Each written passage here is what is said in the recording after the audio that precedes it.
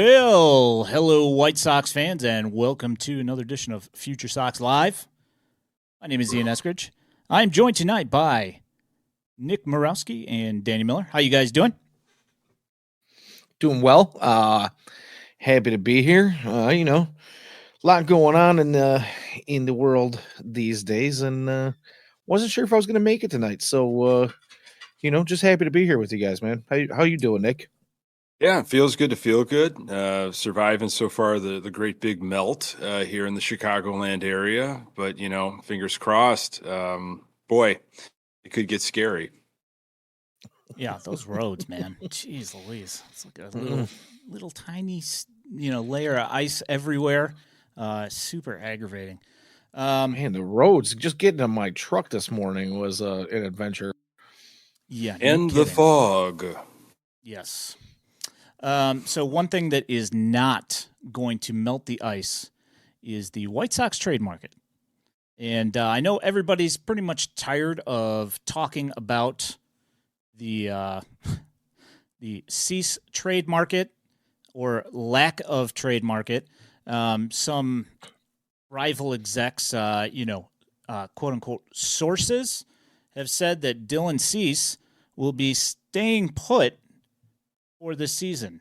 Where are you at on that, Nick? Part of me is just like, wake me up when he gets traded. If not, I'll see him on March 28th, frigid March 28th at 35th and Shields. It really depends on, I think, what they're trying to do. Obviously, the biggest asset, and if you're going to flip this team and rebuild the rebuild, he's got to go. Not because I think he had a down year last year, and I think he is a crappy pitcher, because he's not going to wear a White Sox uniform past this current contract. Yes, there's time. There's absolutely time. There doesn't need to be a rush. And if Chris Getz hasn't found whatever he's looking for, I don't know if he's being too picky. I mean, he should be picky, right? I mean, he's got an outstanding arm, and the risk obviously is, could he get hurt? Going into the season, if you're going to wait till the trade deadline, put a guy that's been very reliable throughout his career, taking the ball every 5 days, could all of a sudden something happen? Or could he just, he doesn't pick up from, kind of the off year he had last year. He doesn't rebound, and maybe we're not getting potentially the haul that we want. All eyes are, of course, on Chris Getz on this move, but, wait, I guess. They're not going anywhere in 2024. Even if you keep Cease, I honestly don't think you're going for the division. So it's just another week of, what teams are kind of in it, and, what is Chris Getz doing? I'm getting kind of tired of it. What do you think, Danny? I have two kind of mirroring, well, I should say thoughts that play along with each other. But one is I don't believe that Dylan Cease is going to be in a White Sox uniform all season.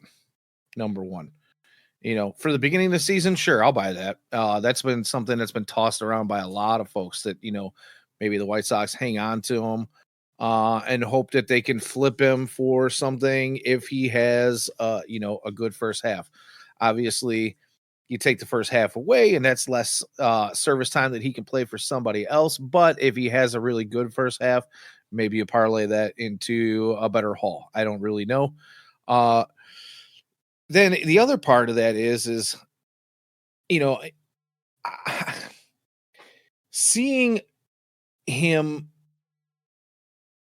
Let's just say I want to go back and talk about, what Nick said, where you're talking about somebody who's been serviceable and has not really had much of an injury history, minor little things and nicks here and there, maybe miss a start here and there, but no big deal. Don't you put that stank voodoo on Dylan Cease right now when we're hoping maybe we can flip him, number one. Number two is I think that leans into what the White Sox, kind of are asking for him, and everybody's saying that it's a high asking price. And I think maybe rival executives are kind of throwing those terms out there to maybe hopefully curtail the White Sox hopes and what they might get in return. You know, we know that there are a handful of ball clubs, if not all ball clubs out there, that use the media to kind of push their agenda, right? You know, I see you shaking your head over there, but, you know, the White Sox have been really well known to do it with Bob Nightingale. Teams and agents never do that. Right. And the agenda is not being pushed at all, right, through the media. But unfortunately, we kind of all know anybody with any type of critical thought kind of can see that that's a thing that happens on the regular. And I kind of hope maybe it's all just a little bit of conjecture at this point, and, you know, people teams in general trying to push back on the White Sox asking price and hoping that maybe that comes back a little bit. And I'm glad that, you know, Chris Getz in his infancy as a GM is not wavering on that. You know, there are a lot of reasons to think that Dylan Cease is worth just about everything they're asking for him. I don't know if it's worth getting into the mindset of Dylan Cease, because it's, you know, we're going down a nowhere path, but just for, you know, giggles, what would he want? You know, does he want to start a year fresh? Would he love to be able to be in a different uniform? If this is what you're going to do, White Sox, just send me packing. Let me begin a whole year with somebody. You know, or would he maybe say, you know what? If I pitch my butt off, I'm probably going to be in that handful of contenders, you know, by the deadline. And then I can really showcase. I don't know. It's just something that I've been thinking about because, you know, pitching is such a mental game. We've seen it with guys like Kopech, Giolito. How could this affect Cease if he stays in a White Sox uniform? You know, one thing that I have kind of, I won't say that I'm struggling with it because, you know, it's not something that affects me personally. But, you know, I wonder if there was you know, I hope not, but was there a little bit of mailing it in there from him?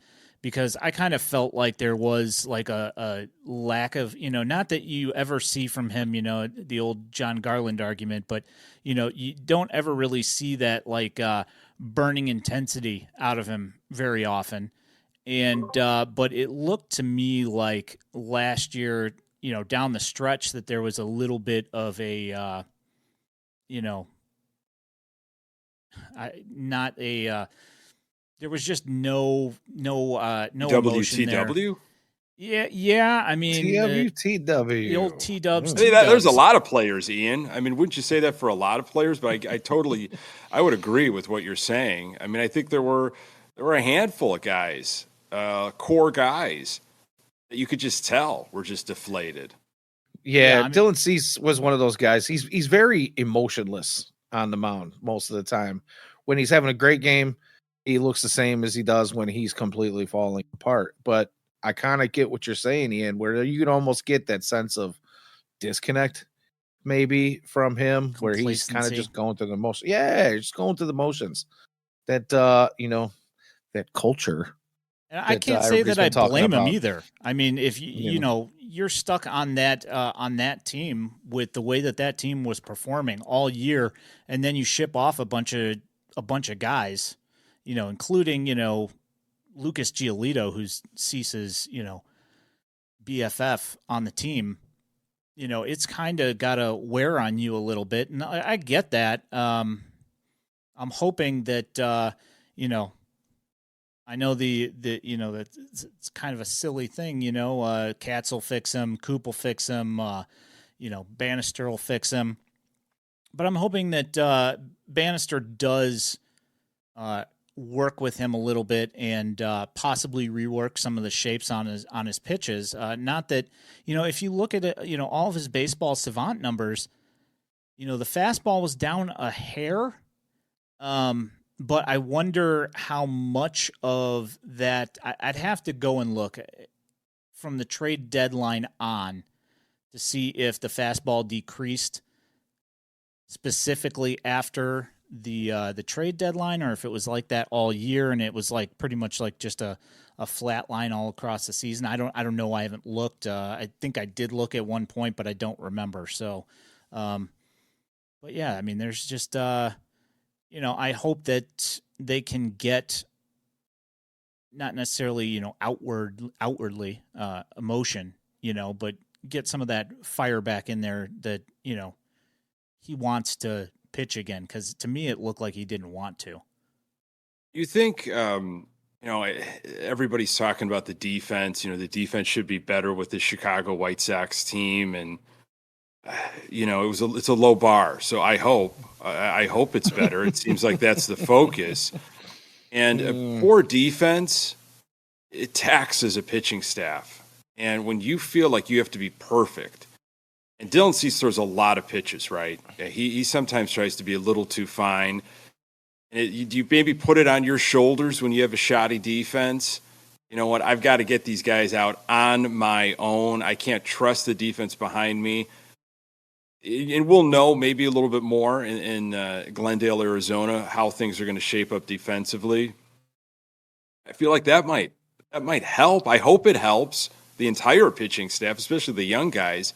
But maybe a Dylan Cease of you got some defenders behind you. You've got a solid defense this year. Yeah, and unless your name is Greg Maddux, not every pitch can be a pitcher's pitch. Unfortunately, you're gonna give up a lot of calls that could go either way that might not go in your direction, especially if you're on a bad White Sox team where you're just not going to get the benefit of the call. And the other part of that is, like you mentioned, he throws a lot of pitches. You're not getting deep into games. When you're throwing 100, 105, 110 pitches and you're only making it through the fifth inning, something needs to change. So, I understand what you're saying by trying to shoulder the entire team. You're trying to lift your entire team because you're not feeling really good about what's going on behind you. You're probably not feeling really good about what's been going on with the offense the last couple of seasons. So you've kind of got to shoulder everything. I mean, you're basically taking on both sides of the ball here and putting it all on, and you put all that weight on your own shoulders. And, that's just not good. And for anyone, let alone, a guy who's supposed to be considered now the ace of this ball club anyway. Yeah.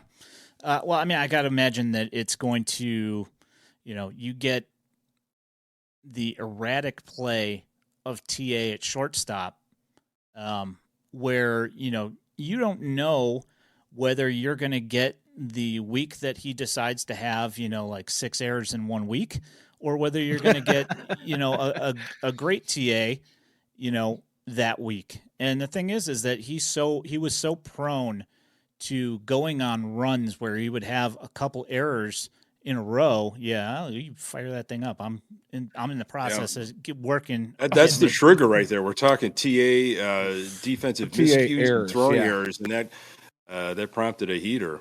Yeah, indeed. So he still doesn't have a job. White Sox. Can I sue the White Sox for cancer when if it happens? Can I sue the White Sox for an iron lung? Or is this along the same lines as like spoons? Isn't it? Yeah, just spoons don't make people fat. Is that right? Yeah. So TA still doesn't have a job. So, excuse me. I had heard it posed in a couple of places, wondering if the White Sox had talked, if they've got like some sort of open communication with him. And I can't, with the guidelines that Chris Getz is setting, to me, that seems like pretty much a no-go, that would be a guy that you would bring back in. And that doesn't even, I don't know about the clubhouse. I don't know how he was in the clubhouse. You hear rumors, but I don't know who's starting the issues that are in there. So, I can't. I still find it shocking, Ian. I find it absolutely shocking that this guy is out of a White Sox uniform. From where we were 2-3 years ago, Field of Dreams game, of course, and things after that, commercials. Was he on the cover of a video game? Talking about wanting to be the face, not just of the White Sox or the American League, but of all of baseball. I was convinced. Baseball, I was absolutely. Yeah, I was absolutely convinced that he was going to be in a Sox uniform for life, build around this guy. And here we are. He hasn't picked up with another team, and he's gone from the Sox, and he hasn't found another team. Well, I Yeah, mean, here we are, starting at end of 14 January. million. Yeah, exactly. That's and that's also something that I kind of wanted to touch on was free agency here. And we know that, per usual, Scott Boras's clients are the ones who are holding things up. But I want to go past this offseason and look at next offseason because this year we knew that there wasn't a whole lot coming out in free agency. There was a couple of guys. And I mean, before this season, Jordan Montgomery wasn't like a thought in anybody's brain, really. Like if they were thinking, oh, I want to sign a free agent pitcher, he was like way off on way down the list of guys that you would have signed. And yeah, this year he was clutch, but we've seen him, and he's been good, but he's not he wasn't what you were thinking would be like a number one guy that you would be signing. So coming out in 2025, you have Soto, which I'm assuming that the Yankees are going to add him, long term. They're going to extend him. Alex Bregman, I would assume that the Astros are going to extend him. But then again, I don't know. And the White Sox, if they cut ties with Moncada, they're going to have a hole at third base. And if you believe in Ramos, maybe you don't think that that's, an option, not to mention the money. Like I'm not even going to go in that direction, but just as a thought of guys that are around, Corbin Burns is available. Zach Wheeler's available. Altuve is going to be available. Yeah, so I mean, and Pete Alonso is going to be out there as well. I mean, there are a lot, and you have to figure out whether Andrew Vaughn's something or not. And if he's not, do you go out and try and get a Big Meat Pete? Is that the kind of guy that you want to sign for your team? I mean, his teammates love him, and I don't know if the Mets are going to let him walk or whatever. But the point is that there are going to be a lot of big players available in the 2020-25 season, and the White Sox are going to have the payroll.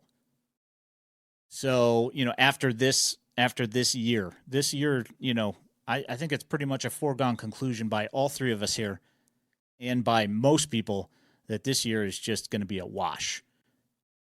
Yeah, I think it's going to be a wash. We've kind of this is eerie. I feel like didn't we just do this like 5 years ago, 6 years ago, where watch out for next offseason. Sox are going to have money and there are going to be opportunities. Sox have holes. 2 cigarettes at a time. You know what? I'm telling you, this is where these conversations. I just hope you make it through some of these recordings, Danny. Been down this road. It's exciting to think about that. Okay, we're going to kind of stand pat.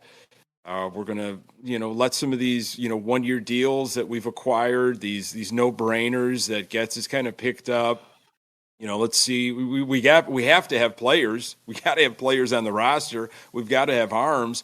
But we've got other guys in the system that we're really more excited about. We're going to wait for those guys to come up, and then we're maybe going to make a splash in the offseason. I guess you mentioned Vaughn, but where are the other, big decisions? I'm assuming Cease is going to be gone, at least by mid-year at the trade deadline. Where are the other decisions that we kind of like? These are big years for these guys because the Sox might move off of them. So Eloy, who other execs have also said is drawing little interest. I mean, shockingly. I mean, he's done so much. I can't believe nobody would want him. But I don't know if you saw or not, but he says that he's going to hit 40 home runs this year. If healthy. Well, I mean, he doesn't say that. He says he's hitting 40 He did. home runs. I believe he said it on Brzezinski's podcast today. He said, if healthy, I can hit 40 home runs or more. Yeah. He said if healthy. Come on, dude. Yeah. Have a little faith in yourself. He's putting qualifiers on his own comments. I'm telling you, you can't make this stuff up. I mean, that's a good one, Ian. Eloy is a great one. That's a great point of conversation in terms of what do you have with this guy and when do you move off of him? See, that's another question that you have about Yohan as well, because say he does go out this year and has a great year. Is it going to be, even if he has a great year this year, are you going to risk $25 million to keep him around for next year if you don't feel if you can trust him to make it through an entire year when you're paying him $25 million as opposed to when you've been paying him $13 and $17 million a year? I mean, I kind of think that it's a foregone conclusion that he's gone regardless of the season he has this year. And you just hope for, let's be honest. Yeah. Let's be honest. I mean, just about every season now, regardless of there being a full-time DH in the NL now, there's usually a pretty good number of bat-only DHs available every offseason.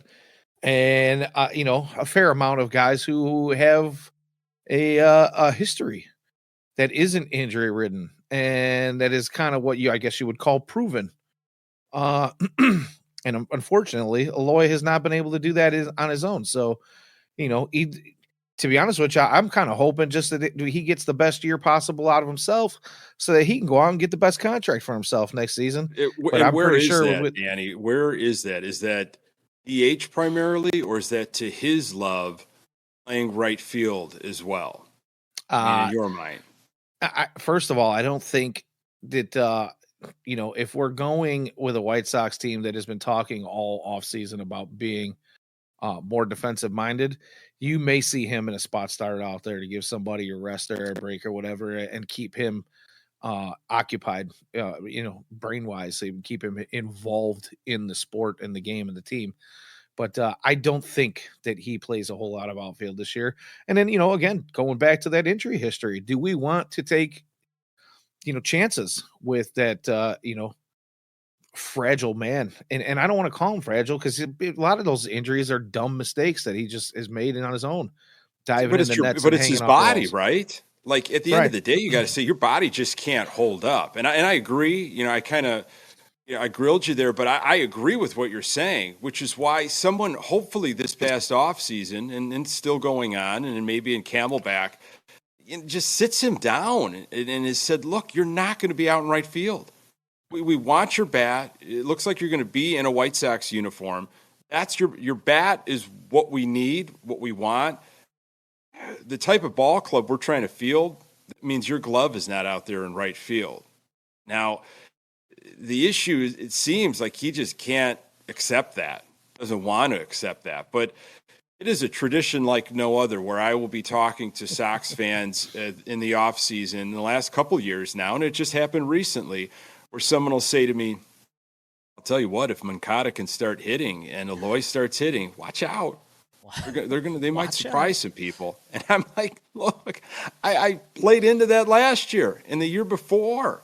And the year before. I cannot get my hopes up for a productive, healthy Moncada. I just can't. And the offense is going to have to come from somewhere. No, exactly. I mean, it's not like we've had any blockbuster signings in this offseason or monster moves coming up from the minors for the Sox that, are going to be, bangers and somebody who's going to put a bunch of runs on the board. Ian and Danny, I mean, what would be palatable from Moncada? Like, he's not going to have the type of seasons that I think we all were dreaming about, right? Like, what would you at least want to see from him this year at the plate?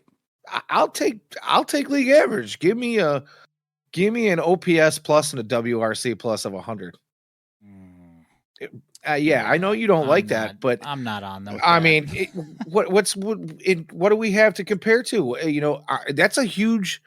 If you can get 130, 140 games of Yo Moncada at a 100 WRC plus, a 100 OPS plus, is it what you envision for him? No, but it's leaps and bounds of more than what we've gotten out of him. Well, I mean, if you're looking at league average for a third baseman, because those are weighted, I mean, you're going to get some decent production out of him. But I'm kind of, hoping more along the lines of like something like 280 with like a 825 OPS or something, with like 22 home runs and, 75 RBIs, just simply because I don't think there's going to be anybody on base. But at least something that shows some promise, because I think that the skill set's there, and I don't know whether motivation was an issue or whether COVID, really just decimated him and his body just never caught up. But I'm hoping that we get something out of him. But the thing is that, I mean, regardless, I don't think he's going to be here next year. So I don't think it really matters. I just hope that, he can do something offensively and, hopefully he can sign somewhere, but I still don't think it's going to be here.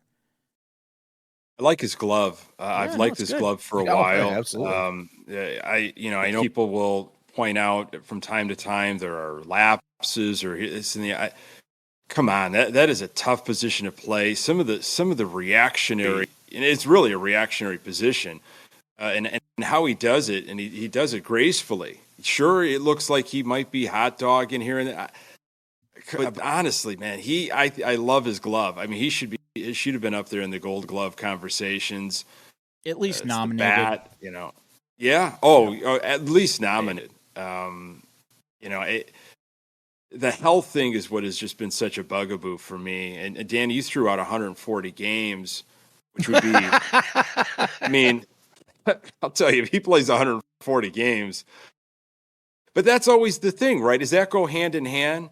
If he could stay on the field, because Aloy has talked about this over the years, and I'm sure other players have, it has been tough for me to get into a rhythm when, I have these setbacks and I can't stay on the field and I can't get into a groove. So has that been the issue with Moncada where, boy, if he played 140 games, we saw it with Robert last year. What did he play in 85% of the games, if not more? Yeah. And you saw what kind of numbers he. Now, I don't know if Moncada at all has those types of offensive pop numbers if he plays consistently, but some of those numbers, Ian, that you talked about, I think he could potentially achieve if he stayed on the field consistently. Yeah, so he hasn't played in 140 games since 2021, and we know how 2021 was. He was still kind of wiped out from the old Covis. So Covis and clubbing in Indiana. Yeah. I digress. He played, we'll he leave that played alone. in 52 out of 60 in 2020, which was a great year for him, right? I mean, no, it was 225. Yeah, he was 94 OPS plus, so he's below average, but he was sick. But he still played in 52 out of 60, which is I mean, yeah, that's not bad. I don't know, but the 60 game sample size, that was perfect for that White Sox team. It really was. Because beyond 60, I don't know if they would have been able to stay on the field. Yeah, just if Aloy could. I can give you 60. Yeah. No, and you play every game like it's the playoff push. You know what I mean? Like you're in it to win it all. You're giving every little ounce that you have, and since that time, we have not seen the White Sox players give half of the ounces that it takes to get to a win. There's that lackadaisical. I don't know where I'm going there. Give me a break here. I'm trying. You're just saying. Are you talking leadership, Danny? Are you talking leadership? Are you talking? Well, I'm talking guys busting it down the baseline without getting hurt, without having a hammy pop on them like a rubber band. Did you guys like how Elvis Andrus played? Do I like his attitude towards how playing? He played? Not necessarily maybe some of the results, but like how he played. Well, if we could have gotten him like 6-7 years earlier, which would have been, a better producing. Actually, I mean, if we could have gotten him 2017, light it up. 2017. Yeah, I'm gonna have to put. Hey, I've got notes going on here. Don't talk about Elvis Andrus. Yeah, I need to get like a little number that we can add to in the bottom corner over here. Middle infielders for Danny Miller. Do not talk about middle infielders of the last 4 or 5 years. Now, honestly, Nick, I was going to say corner outfielders, catchers, pitchers. Spending money on the bullpen. Which $70 million on a bullpen, yeah. Well, let's lead into that. The White Sox did make a banner signing in the last week of John Brebbia. another bullpen signing, and but I will say this: his WHIP was good. It's like 1.17. With the improved defense, he should put up some good numbers. But the results for him last year with the Giants, I think he still had like a 3.99 ERA, so nothing like really, a banner ERA there. But his WHIP was good, so he wasn't letting many guys on base. So, how do you guys feel, Nick? How do you feel about the signing of John Brebbia? Do you care? Do you think it's decent? Where are you at? I was fine with it. I'm absolutely fine with it. Those are the types of moves that I don't want to say are low-hanging fruit for Chris Getz, but you need guys, you need arms, you need proven arms. I'd call it low-hanging fruit.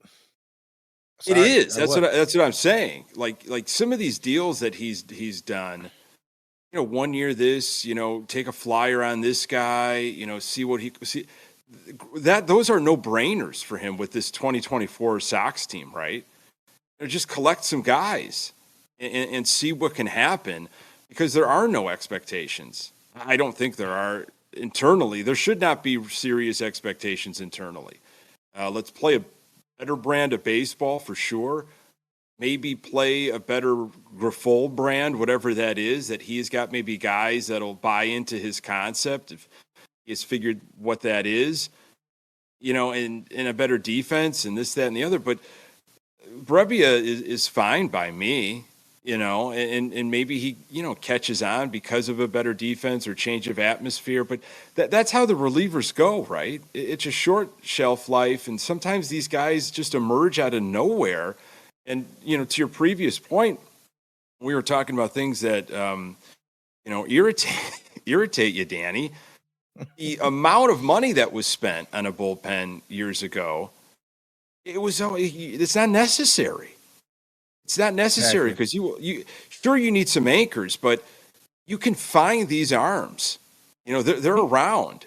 Many of them you can find right in the house. The White Sox have been pumping out bullpen arms that are, at least serviceable for many, many, many years. It's one of the few things that the development system, the farm system, seems to get right on a more than regular basis, right? It's not a hit or miss kind of thing. It's the one place the White Sox seem to have something working for them.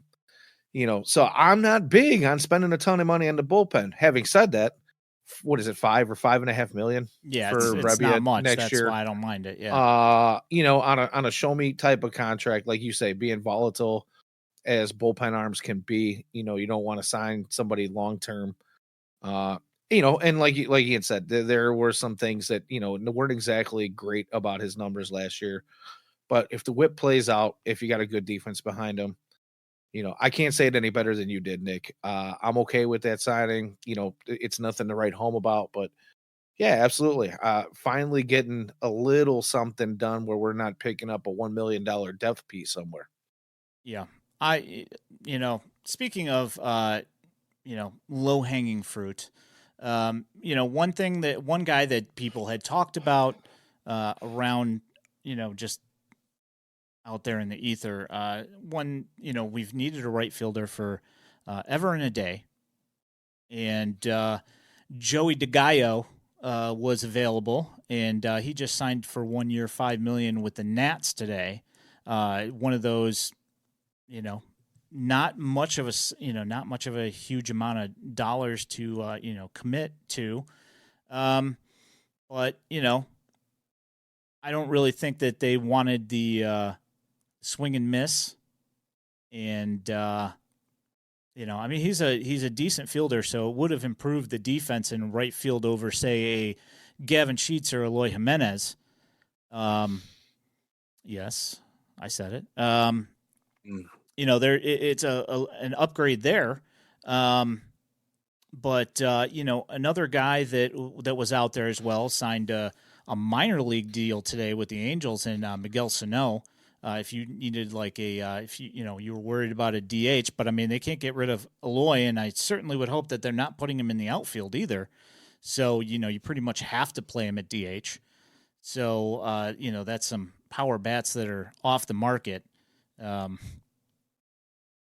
I mean, I don't know what they're doing at this point about right field. I'm certainly hoping it's not Gavin, but you think you would hope, you just would hope as a Sox fan. Come on already.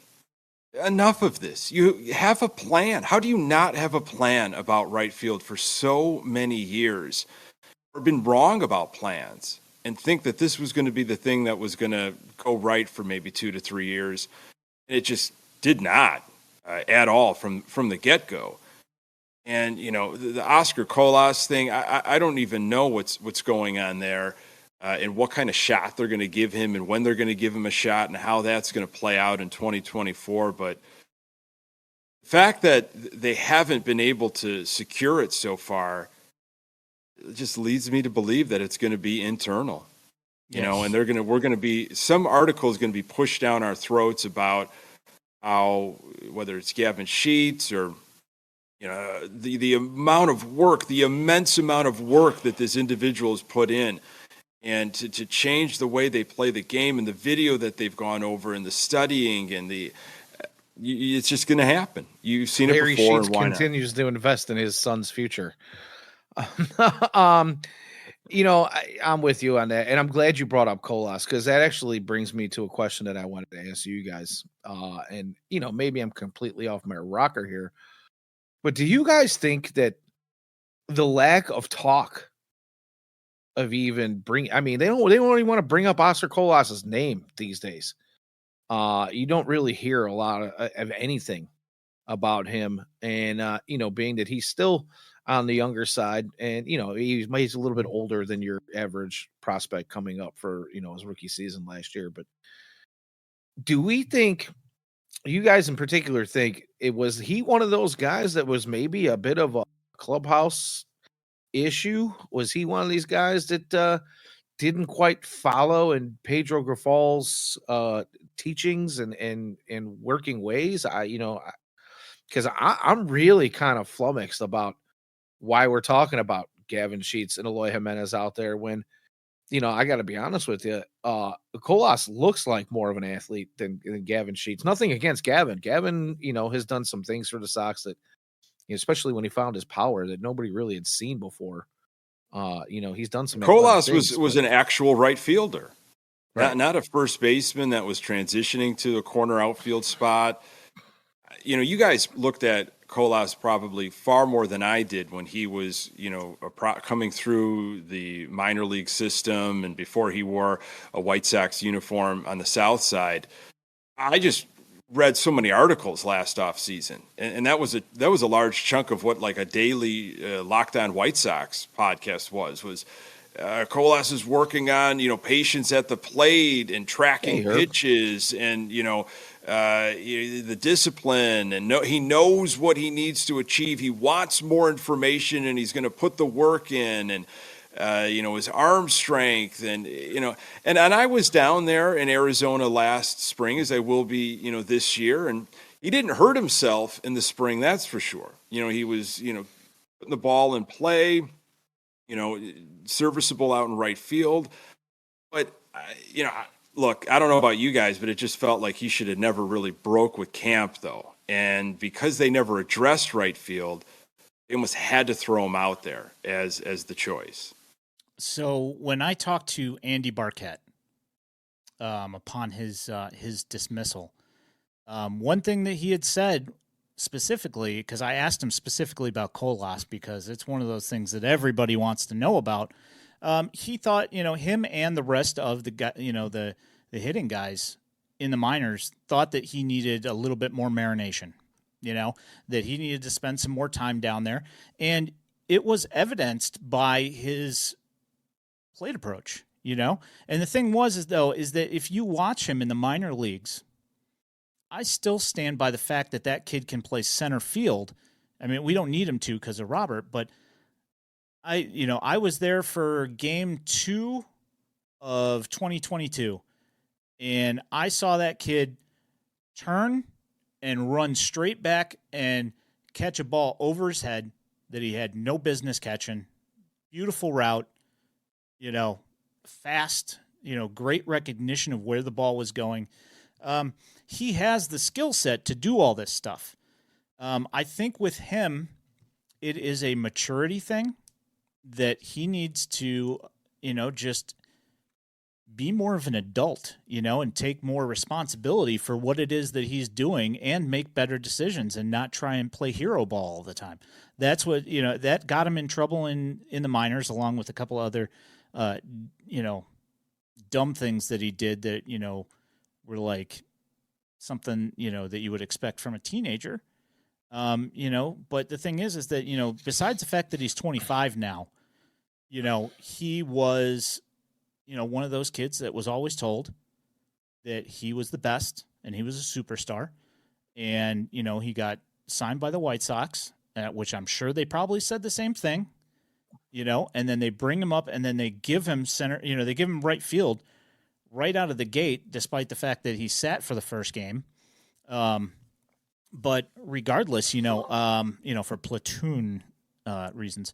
But, like if you watch his, you watch his plate approach, and the thing is that when he would get sat for a while, he would figure out what he needed to do to have good quality at bats. But given like a couple of days, he'd go back to what he was doing, and that's why that was an issue.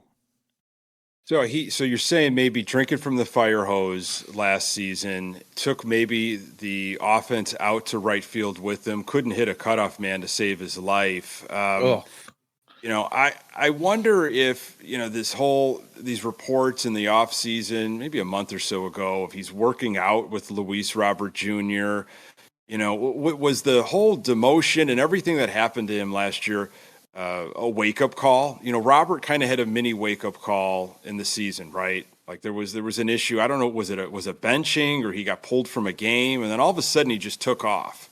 And Robert's he seems to be superhuman, but with a young guy like Colas, all the stuff you're saying, I agree with. Just everybody's told you've been unbelievable, haven't really faced a lot of adversity, get to the adversity, and it doesn't go well. And I don't know, maybe that he had to go through that last season. If you get what I'm saying, he had to go through that 100%, to maybe have this awakening, or hopefully, we're hoping, change his ways. Yeah, I mean, if Charlotte was any indication, that didn't seem to wake him up too much when he went back down there, because the bat was kind of asleep. But then again, I also don't want him to go back to Charlotte and revert to what he was doing before and showing out, because when he was showing out in AAA, it was because he was, pulling everything and trying to hit everything to the moon. And, when you have a skill floor that is so much above everybody else's, you can go out and, especially in Charlotte with the park factor in that place, you can go out and, just decimate baseball after baseball. But the second that you get up to the show and that floor kind of levels out, they're going to pick you apart. So yeah, you become exposed really quickly. Yeah, he's going to have to figure that out. The only reason for me bringing that up is, and I guess we'll probably have to revisit this entire conversation after they signed Whit Merrifield and we're in spring training and it's so-and-so's job happening. to lose. I feel it. It's going to happen. Oh, come on. Before I saw Beatlow's tweets about, who's going to be the right fielder, and I've seen everybody that's, put a poll up on X/Twitter. Ian and I had conversations before the holidays, and I said, wouldn't this guy be the perfect fit? He's 35 years old. He's an ex-Royal player, and he's he's one of these guys that plays multiple positions, and neither one of them, all that well. It seems like the White Soxiest of White Sox moves. I mean, I'm penciling it in already as we speak. But so James Fox, our compatriot, he says that they have an offer out to him.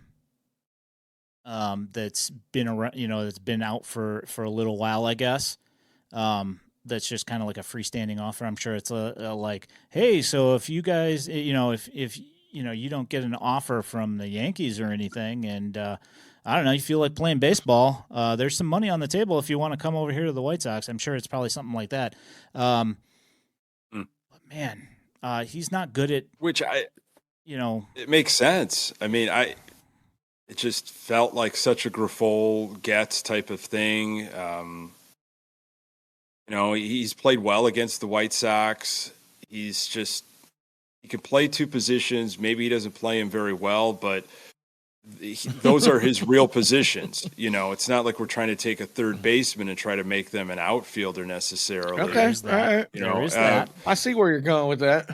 That's just, and look, I don't love it. It's not like this is going to all of a sudden change the odds for the Sox winning, the division or anything, but it answers something.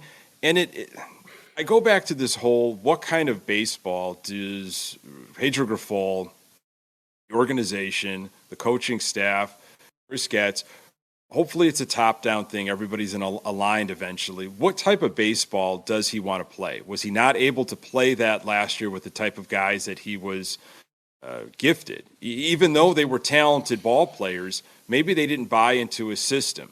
He's got experience with Whit Merrifield. Maybe he says to the organization, Pedro Grifol, I'm speaking of, this guy will buy into what I'm trying to do. If we can get this guy, I think things will align and we should have more success. I'm just trying to create some sort of theory on this. I mean, you telling me that Pedro said, all right, so we're going to go out there and play defense today and we're going to get some hits and we're going to score some runs.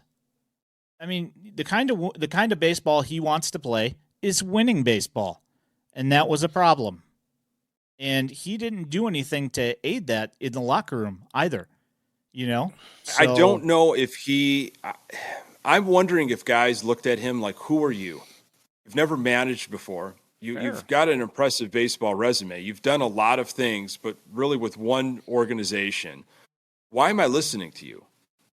What have you done? And as a manager, he's got to say the same thing back to these guys. But I don't think he was. I don't think he was. Which is why guys like Colas or Lee were getting his tongue. We're getting the wrath of Pedro Grifol. Why are you going after only these guys when there's veterans that have not been living up to the back of their baseball card or whatever the kind of stuff that Hahn would throw out at us? So maybe he's saying, I've got to get guys in that I can corral, which is insane, I know, but that could potentially be an angle to it. There's your new your next mememoji, Ian, is the wrath of Grifol. Yeah, like Getz and his alter ego that we put him up in a here. red leather vest and give him some nice flowing white hair and some Corinthian leather. It'd be good. Perfect. Yeah, and this is also something that I've heard talked about in a couple of places. Is that this season coming up here, he's getting all these guys that are the anti-clubhouse cancer, right? Mm-hmm. Yeah. And the thing is that now he's going to be able to take the reins in the locker room because he knows that now that, that's what I should do. Yes, as the manager, you're supposed to be the manager. Shocking. I know. But, now he's going to have guys that are going to be a little bit more palatable to deal with in the locker room, possibly, I guess. I mean, I don't really know, but the thing, as soon as they said that Grifol was guaranteed his job coming back into the season, all I got to say is that this has to be, the year. If he doesn't show any promise this year with this group of guys that are all like great clubhouse guys, with Brebbia being another one, that guy, super awesome guy, very funny. But the thing is if you got an entire locker room of these guys, if you got an entire locker room of these guys and you still can't manage to, corral everybody and bring a rookie into this situation to work with this kind of stuff, like, what are we even doing here? I mean, I will say one thing that they did that was positive that I think will possibly pay dividends in Charlotte is they re-signed Mark Payton, for the Knights. And, he put up some really, really nice numbers in 2022, and then he went and played in Japan last year. But having him, he is a consummate professional, and he does the little things, and he's got an absolutely gorgeous left-handed swing. Putting Oscar Colas around him should be good for his development because he can see what you need to do to have a proper plan in place to become a major leaguer. Now, I know that Mark Payton didn't get there, but you're also talking about a guy who's like 5'7", or 5'8", and, it doesn't have the kind of talent that an Oscar Colas does. But if you see his routine and everything, everybody loves that guy, and like all the coaches love that guy because he is super, super solid and has a routine and is professional and goes about his business. That is something that Colas did not have last year. So let me ask you this now. Do you think Mark Payton came back after playing in Japan and came back to play with Charlotte because he possibly sees an opportunity? His right field is still a hole in the White Sox organization. Wouldn't you? Your his competition, Brett Phillips, Gavin Sheets, and Brett Sheets. Phillips. Yeah, and Olo Jimenez. 5'7" around, and he fits the bill of a speedier White Sox team as well. Guy's got some wheels. His legs might not be the longest in the world, but they get rolling, they get moving. So I'm just going to throw this out here. This is something that we had talked about. And I think that we kind of all have like the same feeling, and we've kind of been expressing it throughout this entire, conversation here. But where's your head at going into 2024? Are you just, resigned to the fact that this team's just going to be complete garbage and we're not going to see a whole lot going on here? Or my head's right here. Where's it at? Right here. So, what do you think, Nick? Are you looking? I don't think they're going to be. I don't think they're going to be hot garbage. It depends on internally what the expectations are. What are their expectations? What's Reinsdorf? What's the front office? What's the executives? The Gats? Like, what are their quiet expectations that they're really not going to obviously broadcast, and all the stuff that was talked about at the end of the season, like Grifol starting to go off about, I think we're going to be right back in here. We're going to get, make some changes. And, with this division, I could see us being right up at the top in 2024. That quieted. Someone got in his ear and said, let's not say that kind of stuff right now. So what are they thinking? You got to be better than last year. Absolutely. You just got to be better as a team. Play a completely different brand of baseball. I don't see what kind of pitching you have. I so low on their starting pitching and the rotation, and the bullpen could materialize out of Glendale. But sitting here with almost 2 months until opening day, not the first Cactus League game, it's opening day, March 28th. We're almost 2 months away. I don't have a lot of high hopes, man, at all. No playoffs? No playoffs. Even though I caught from DraftKings plus 3,500 odds for the Sox to win the division. And Pat and I'm throwing $10 on that. Yeah, we did. We put a little bit of money on that, so we've got some skin in the game. But that it's, and you could always talk yourself into it, and that's the game we play as crazy Sox fans. Is, well, if they stay healthy and these guys finally materialize, and Vaughn has a crazy year, and sure, but I still go back to pitching. And that's with Cease on the team.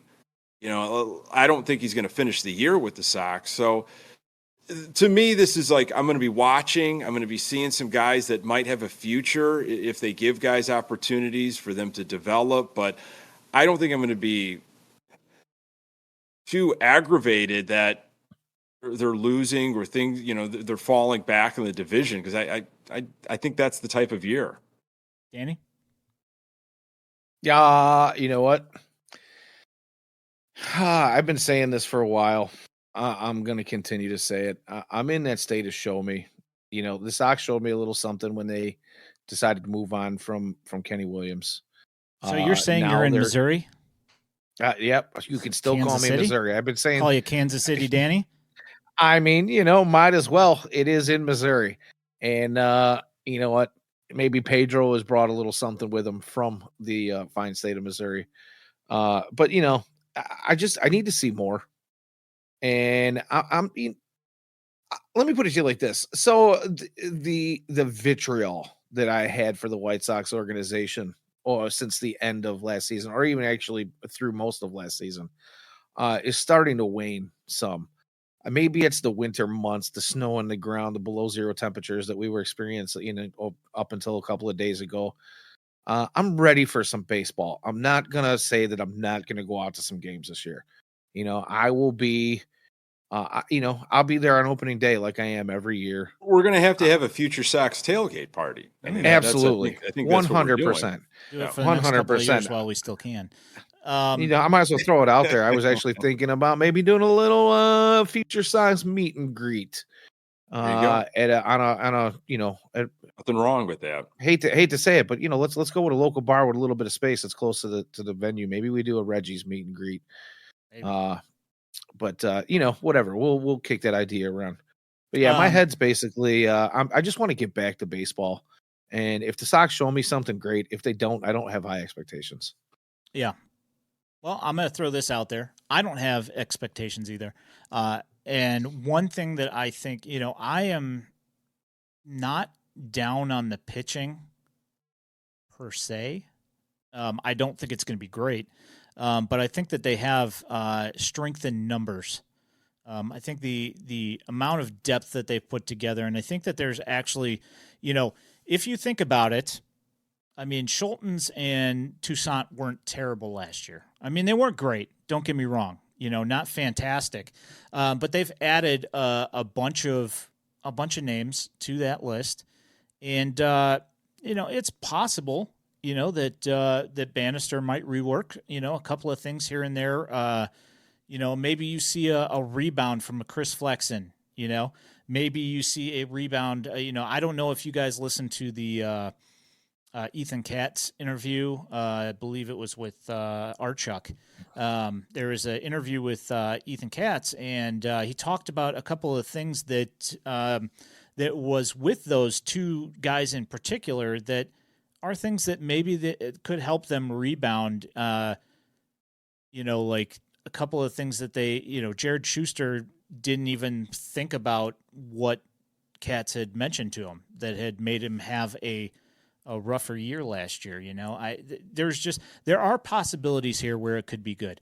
And if the White Sox lose, 105 games, if there is some success stories out of, coming out of that garbage, coming out of that flaming dumpster, if there are some things that look like they are going to provide something in the future, or if you see one particular thing from, say a Brian Bannister, say from even if Pedro Grifol figures something out, and you see something there that you see as promising, then I'm fine. I'm pretty much at the point where I think that they're going to lose 100+ games this year.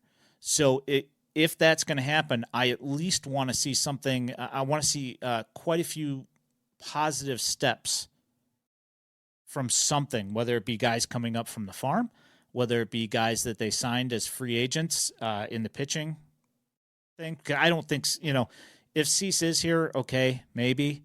But, if we start seeing all these guys, if I want to see, Kopech take a step back in the direction of where he was, I mean, just things like that. But I'm just going to leave that there because I mean, like I could No, sit you and go could on and see on about that, you know. you could see many victories. You know, the game within the game, the organization, the team might be pretty awful, but there are steps forward happening if you compartmentalize. And that's what I think you really have to be following this team closely, you know, which we're going to be doing, and we're going to be talking about it on a weekly basis. You've got to be watching the team, reading about the team, because there could be, you know, little steps forward from different guys that have a future on this White Sox team that they're going to try to, you know, build around or build with moving forward. But yeah, it very well could get worse before it gets better. 100%. But there's always those little things. Whether it's a certain at bat or, you know, I hope guys figure some things out starting pitching, but, you know, hitters are smart too, you know, and there's video all over the place. And it's like, well, when a hitter can adapt to the new things that you've put in, how does that pitcher then still be able to defeat that hitter? You know, how do they then adapt? And that could be something that we follow as well. I mean, that's something you saw from Chris Flexen. You know, he added a sweeper like everybody else, and he got his brains beat in and didn't adjust. You know, and you know he's trying to go east-west, and that's one of the things that Katz was talking about is that you know he sees him and Bannister both see Flexen as more of a north-south guy, which is fastball and the curveball and a changeup. You know, like that's the kind of stuff that they want to see from him, and like I'm just hoping that we get some positives to build on here, something that's going towards the future. I don't, if Yohan has a bad year, so what? He's gone next year anyway. If Eloy has a bad year, cut him, Yeah. There's so many of those things where I can just go, okay, cool, cut ties, save yourself some money going into next year so you can spend it on somebody that's worth it. This is the year for that. Yep. 100%. Really quickly before we move on too, because I know we want to get on to one or two other things here, but I just have one question for you guys. We're talking all this stuff about the White Sox and looking for the small victories, and because we're all kind of expecting them not to be great, they might lose another 100 games, right? Is there some kind of crazy world where Nick brought up earlier how folks were saying, they might actually turn some things around? Is there some kind of crazy world where they could be competitive in the Central, as fortunate as they are? Do you guys see a path to that anywhere? Yes, I do. Or I mean, you seen the movie Major League? I mean, not that it's real, but I mean, I could see a place where, if they got the right kind, just the right combination of something, just whatever it is that they've assembled over there at 35th and Shields, if they can find something that can translate to scoring enough runs and limiting runs through defense and pitching, if they can combine those two things, there is a way where there could be a perfect storm and they could be competitive. I 100% don't expect that, but it's possible. Always possible. It's always possible. And, the main argument about fortunate being in the AL Central, well, it stings that that's the conversation, because you shouldn't just be saying, oh, well, I'm so glad that no one else is taking a leap forward. We're all kind of on this like nonverbal agreement that nobody's going to take the division. We're all just going to, kind of hang around here.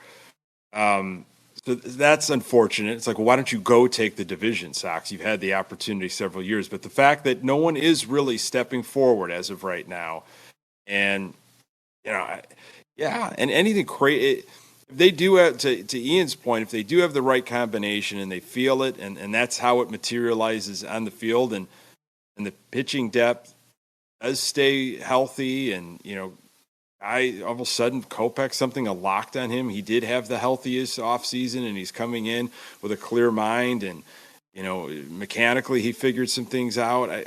Anything's possible. I mean, sure, they could be. I mean, they could be competitive maybe in the division and hang around. I don't think they can sustain it, maybe for a couple months. But I feel like eventually things will catch up. I'd take a couple of months of good baseball. But a couple months, they could certainly go on a little bit of a heater. I'm not saying that they'll go on Heater?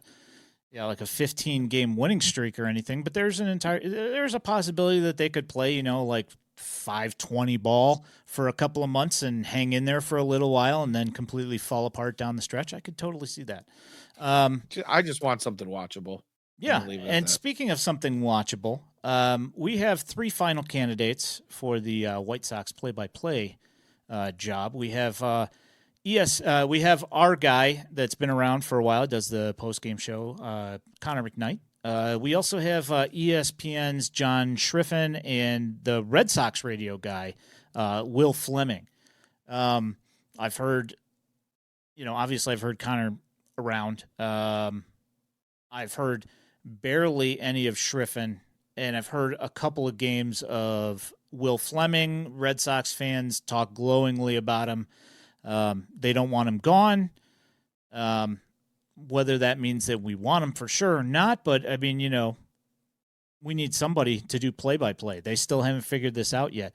Where are you looking to, Nick? Are you thinking local, or is they going outside? Which one do you think? I would like them to stay local, and I know there's a lot of people that aren't high on Connor McKnight, and I don't know if he's necessarily found his footing, so to speak, when he's had opportunities to be in the booth. It's got to be a tough situation of spot start here and there. I think he's a company guy. I think, he's been around the Chicago market for a long time, was with the Score, has been with ESPN for a while. He's gotten to know this ball club. Like, he's a name that you associate with the Chicago White Sox these days. He's seen what has happened since 2016, 2017. And now, what we're going to have to probably do all over. I feel like if he gets that opportunity, and I like to see somebody that's been paying their dues, has stuck with it, and they get an opportunity. Like, you've been around the team, like, just give them that shot. Maybe when it's like, hey, this is my gig now, like, you'll see him relax a little bit. You'll see him open up a little bit, develop more of a personality, make it his own.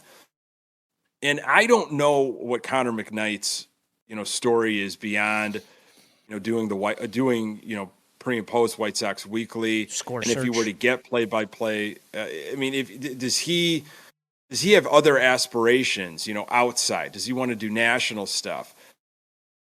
This is old school of me, but this is where if you're going to do White Sox game, I want you to do White Sox games. I want you to be there more than just half. I want you to be there 80 to 90% of the time doing Sox games. Mike Monaco's not involved anymore, but I thought he was going to be a Benetti 2.0. He was going to be pulled away in all these different aspirations that he wanted to do, and good on him. He's a talented broadcaster, and he's going to be able to make money in a lot of different spots. You want that as a young, aspiring broadcaster, right? You want to have, the biggest stage, most likely. I don't know about Fleming, and I don't know about Schifrin, where they're tied and what other obligations that they have, but Connor's been connected to the White Sox. I like that, and I have a feeling, I just have a gut feeling, if he gets the gig, he will be the play-by-play guy for majority of the season, the majority of the season. Yeah. So there's been a lot of talk, on the socials since the report came out a couple days ago that it had come down to 3 candidates. And, I happened to toss something out there that I believe that Connor is a great guy. And I'll be honest with you, I really enjoy him in the pre and post game. He throws out a lot of great analysis.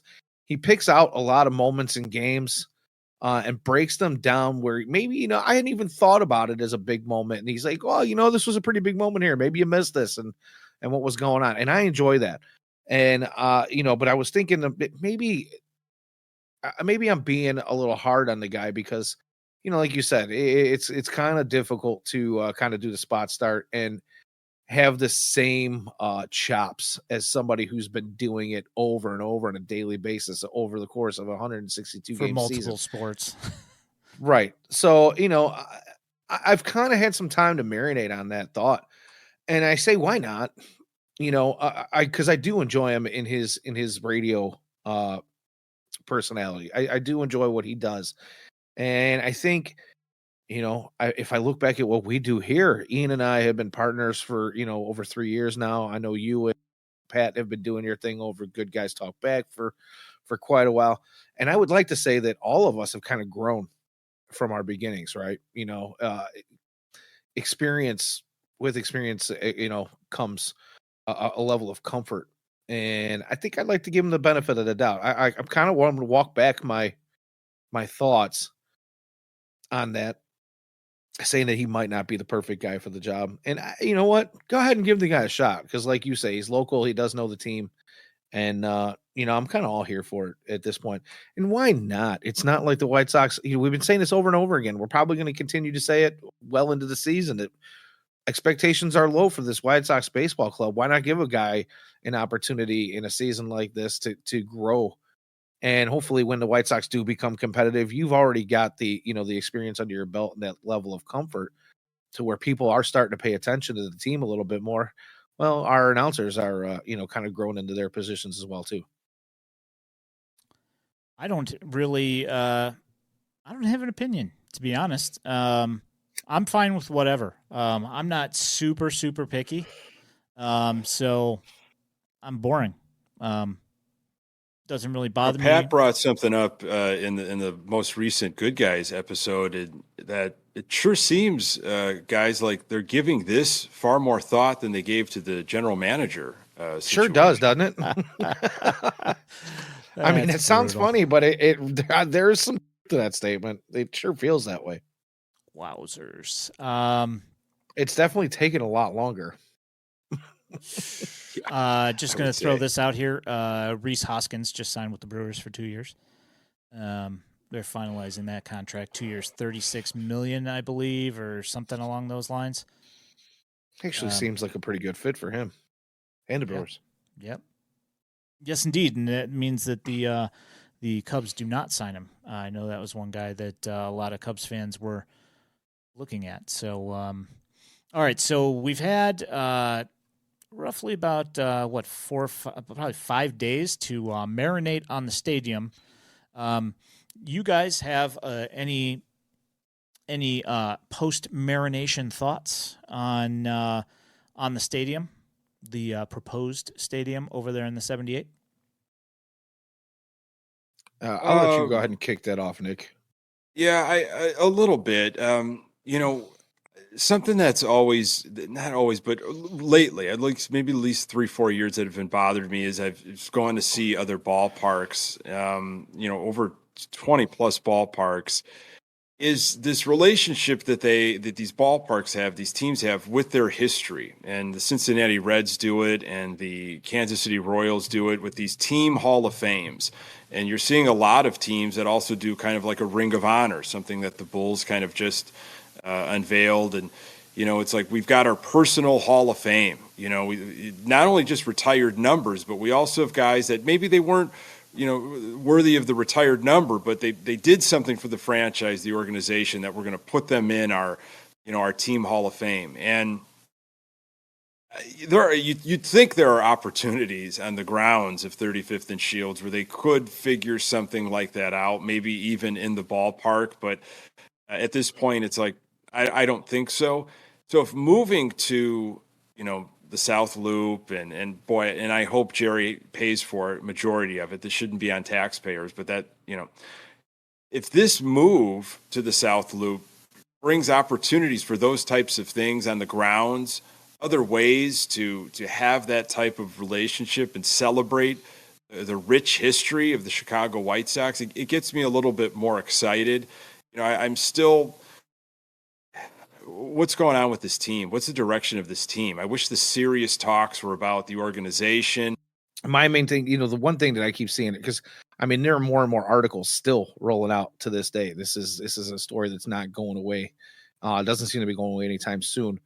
And one of the big things I'm seeing in these articles and on the socials is, a lot of people are saying, where's the money going to come from? Is Jerry going to pay for this? It's going to be a mixed use piece of land there. That entire piece of property is not going to be all White Sox stuff. My question is, obviously our governor has come out and said that, he doesn't feel good about state dollars going to a sports venue or a private, a private group. Do we, my thought is, if they're going to build these high rises and these condos and these other attractions around the ballpark, and, the University of Illinois is going to have some kind of tech building or something there. Do we think that Jerry Reinsdorf is going to try to sell this thing as like, well, hey, the fact that my stadium is going to be the centerpiece of this thing, right? And this is going to be the big draw of the area. Do you think that he's going to try to work some deal out that way where, because he's going to be the big reason why this area, not just because it's brand new and up and coming and beautifying an area that it's really been in need of it for a long time, but he's going to sell this, well, we got these high rises going up. Well, your high rises, your property value is going to be a lot more because of my stadium and my, entertainment district that's going to be in there. What do you guys, think of that kind of thing?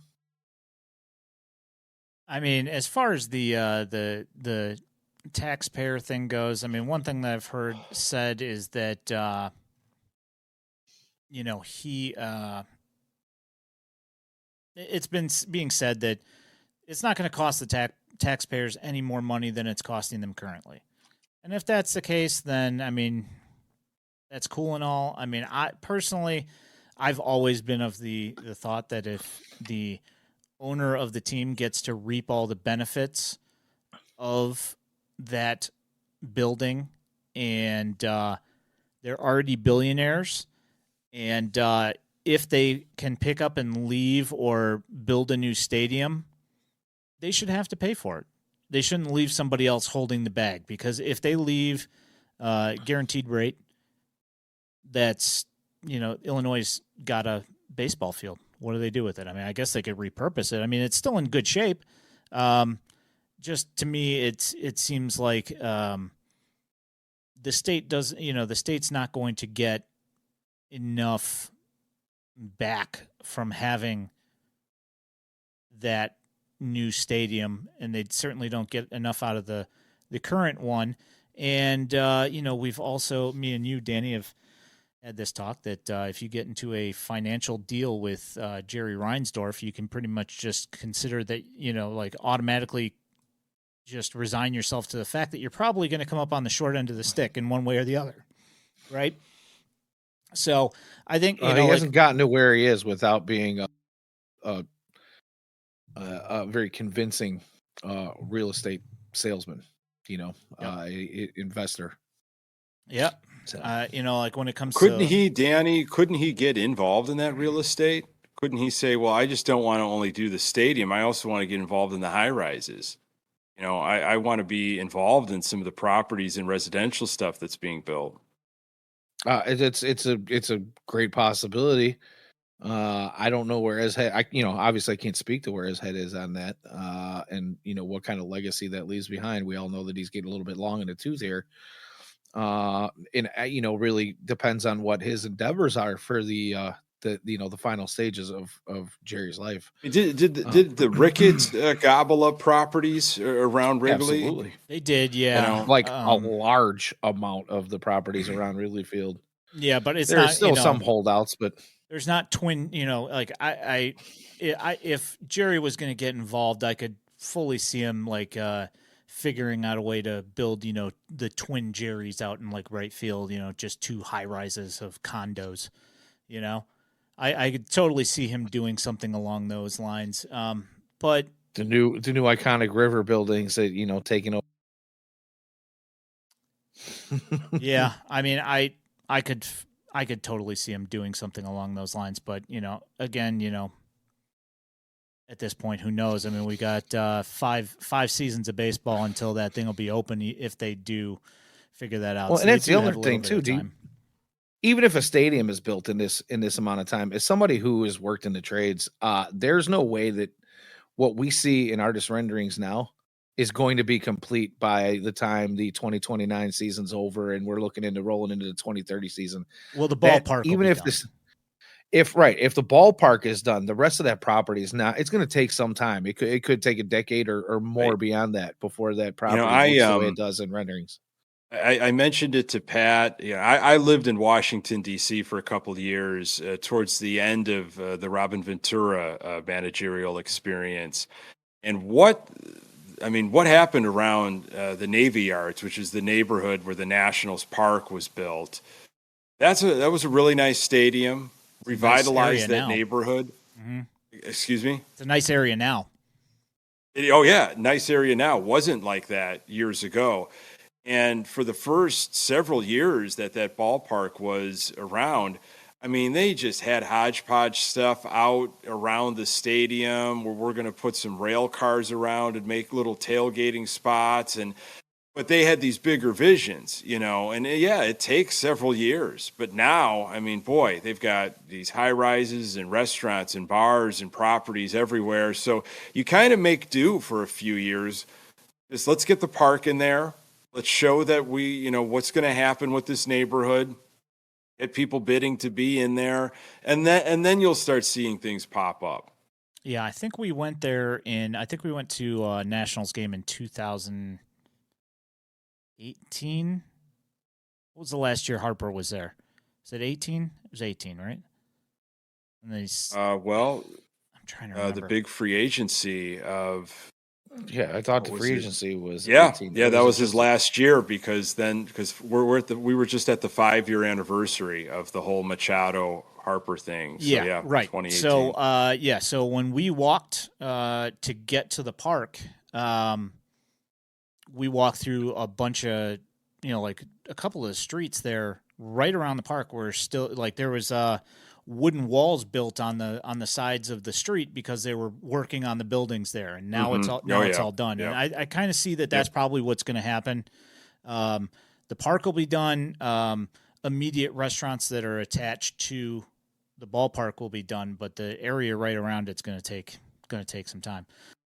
Good conversations. Lots of good stuff in here. Always fun hanging out with you guys. Yes, indeed. FutureSox.net. You can find written materials from FutureSox, articles from Nick Murawski, James Fox, Sleepy Harold, Elijah Evans. There's all sorts of stuff over there. You can also find this podcast there. You can also find this podcast from any of your favorite purveyors of podcasts. You can find this in video form at twitch.tv/FutureSox/videos. You can also find this on YouTube. Our Twitter is @FutureSox. You can also support us on Patreon. We would appreciate it if you did. My name is Ian Eskridge at Daily White Sox. He is Nick Murawski, Nick GGTB, and with the corrected nameplate on the end over there, Danny Miller at Danny Miller FS. We thank you so much for coming and hanging out. We thank you for watching. We thank you for listening. We will see you guys next week at the same time. We are trying to keep this time slot, so look for us. You will see us on Twitter. We thank you guys. Have a great night, and we will talk to you soon. Thanks.